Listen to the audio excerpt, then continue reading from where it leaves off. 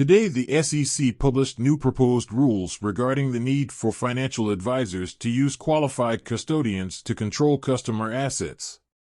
The proposal requires the custody rules to apply to all assets, not just securities and funds. Hence, this would cover all crypto assets, whether or not they are securities. Republican Commissioner Yetta argued the new proposals make it hard for advisors to deal with crypto assets and be compliant. How could an advisor seeking to comply with this rule possibly invest client funds in crypto assets after reading this release? Asked Yetta. This approach to custody appears to mask a policy decision to block access to crypto as an asset class. It deviates from the Commission's long-standing position on the neutrality of the merits of investments. While Commissioner Hester Pierce is often forthright on these topics, and was the sole vote against moving forward with the proposal, Yetta supported the proposal despite strong objections.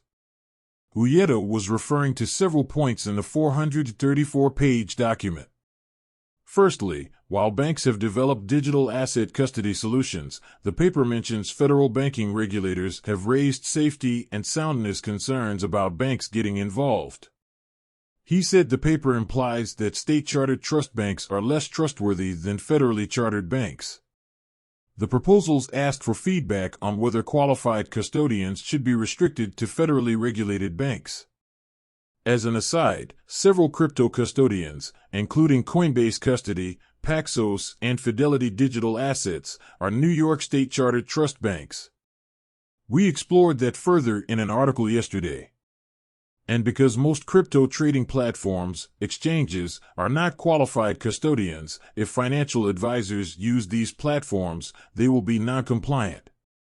While this is true, many users have lost significant sums as crypto exchanges and lenders have gone bankrupt during the past year without properly segregating and safeguarding client assets. Other custody highlights. In order for a bank or savings association to be a qualified custodian, it will have to hold assets in a segregated account designed to protect such assets from creditors of the bank or savings association in the event of the insolvency. One of the proposal's requirements is for a qualified custodian to have exclusive possession and control over assets. The challenge with crypto assets is that if a custodian demonstrates a private key, they put the asset at risk of theft. Also, in some cases, sometimes the client and custodian have access to the private key, and so can both affect transfers. The requirement to use a qualified custodian is waived in the case of privately offered securities. However, the proposal states that this exception is unlikely to apply to securities issued on a permissionless blockchain. The comment period for the SEC proposal will run for 60 days from when the proposal is published in the Federal Register.